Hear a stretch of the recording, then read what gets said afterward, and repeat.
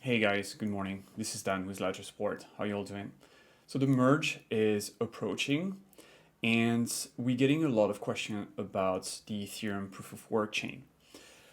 In this video, I'm going to explain why Ledger Live, the app, is not going to support the Ethereum proof of work fork after the merge. Stay tuned. So because the merge is approaching very fast, we decided to write an article on the Help Center that explains why Ledger Live, the app, won't be supporting Ethereum proof of work after the merge. Now, what I'm going to do in this video is simply read the article to you. So I'm going to start with a TLDR, and then I'll go a little deeper on each specific point. Let's do it. So what exactly is Ethereum POW? Now, Ethereum POW, or Ethereum Proof of Work, is a project that's led by an anonymous team of developers.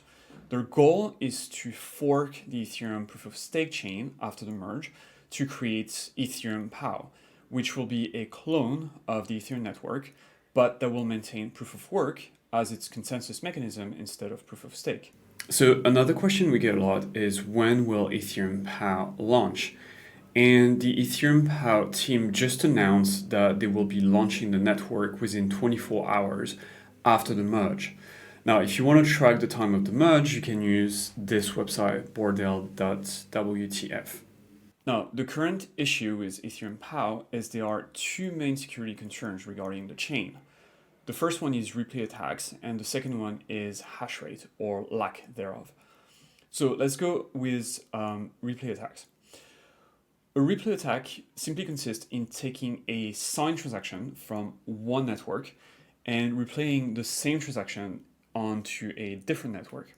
So here's an example of a replay attack. After the merge, let's say you decide to access your Ethereum POW account with your Ledger device and third-party software like Metamask, for example. So using your Ledger device, you sign a transaction to move 10 ETHW coins from your Ethereum POW accounts to an exchange, for example, FTX or Binance. Now, a malicious attacker is listening to the network and somehow gets a hold of your transaction. They can take that transaction and replay it on the Ethereum proof of stake chain. So what you'll see as a user is suddenly you see your 10 ETH on your proof of stake accounts moving to the exchange. And that's not what you want. All you wanted is to move your coins on the proof of work chain. So as you can see, replay attacks cannot steal your coins because the attacker never has access to your private keys. They can only replay a transaction that you already approved to an address that you already approved. But they cannot move coins, your coins, to their own wallet, for example. However, these attacks can be very disruptive and they can cause unwanted transactions. All an attacker needs to carry out a replay attack is to access any transaction signed by your Ledger device. Then they'll be able to take that transaction and replay those transactions on any network that uses the same chain ID as the network you initially broadcast your transaction on. Okay, so what exactly is a chain ID? A chain ID is just a number that specifies the network on which a transaction is valid. For example, the Ethereum mainnet chain ID is 1, the number 1. And you can find a list of all the chain IDs for most Ethereum compatible or EVM compatible networks on a website called Chainlist.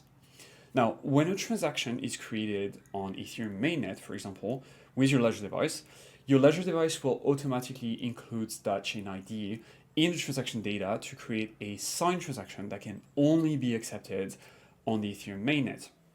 Now, if a malicious actor were to get a hold of that signed transaction and broadcast it onto a different EVM chain, for example, Arbitrum, then this transaction will be immediately rejected and fail. So in summary, chain IDs are very important because they are the way networks stays siloed from each other, and this is also the way they protect users against replays. Now, in the case of Ethereum POW, the problem is the core team has not yet been able to provide a secure chain ID to protect their users against replay attacks. By secure, we mean a chain ID that's unique to that chain, and a chain ID that will be effectively enforced by the nodes on the Ethereum proof of work network. Now, this is a problem. If the Ethereum POW team fails to provide a secure chain ID before the launch of the network, this will expose users to replay attacks on the Ethereum POS chain, but also vice versa, right? You can replay a transaction from POS to POW or from POW to POS. But that's not all. The second concern we have regarding the security of the Ethereum POW chain is hash rate. So what exactly is hash rate? Hash rate refers to how much computing power goes into a network to mine blocks. Typically, the more hash rate goes into a network, the more difficult it becomes to mine blocks, and therefore the more that network is safe from 51% attacks. In this sense, hash rate is a proxy for security. The higher the hash rate, the more secure the network becomes. Now, regarding Ethereum POW, it's yet to be seen how much hash rate will ultimately go into the network after it launches. A low hash rate would make it very easy for malicious miners to carry out a 51% attack on the network. Now, 51% attacks, they are disruptive for users, not because they can steal your coins, but because they can censor your transaction by rolling out blocks. They can also create opportunities for double spend attacks, which are very problematic for exchanges and merchants. Okay, now we understand the two security concerns about Ethereum POW, but what does it mean for you, the Ledger user? So at Ledger, we of course put security first.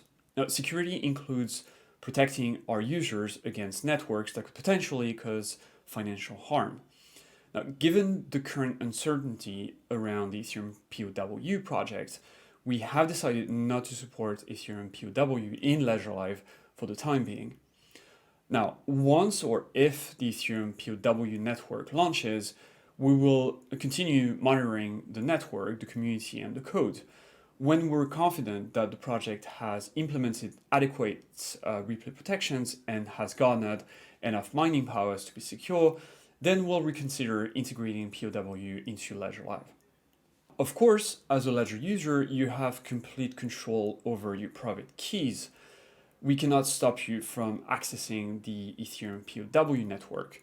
So this means that once the Ethereum POW network launches, you're completely free to use your Ledger device to access your POW accounts and ETHW coins.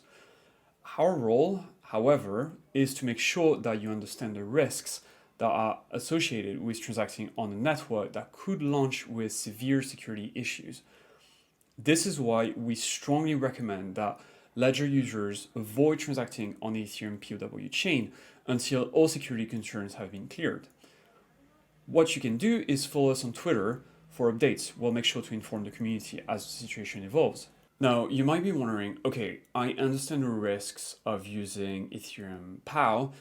How can I access my Ethereum W coins and proof of work tokens and NFTs? Okay, so once Ethereum POW or POW is launched, you will be able to use your Ledger device and Metamask to access your Ethereum proof of work accounts and Ethereum coins. The amount of coins that you will get depend on the snapshot that will be taken before the fork. Now, please keep in mind that only ETH that's kept on a regular account on the Ethereum mainnet will be counted towards your ETHW balance. The following assets might not be counted. So for example, wrapped ETH, WETH might not be counted. Staked ETH derivatives, for example, STETH from Lido or RETH from Rocket Pool might not be counted.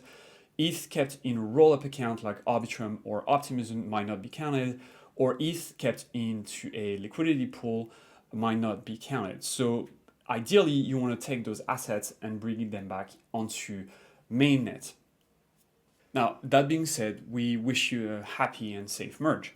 We are really living through a pivotal moment in the history of Ethereum, and we at Ledger are looking forward to a successful transition to proof of stake. Please stay safe. Don't forget that we will never ask you for your 24-word recovery phrase. Nobody needs your 24-word recovery phrase for the merge. You absolutely don't need it. So be very, very careful. The merge will attract a lot of scammers trying to get a hold of your private keys. So it's super important that you keep your 24-word recovery phrase secret. If you have any question, please reach out. You can find us on Twitter at ledger_support, or on the Help Center, you can open a ticket or chat with a live agent. Happy merge, and we'll see you after the merge. See you.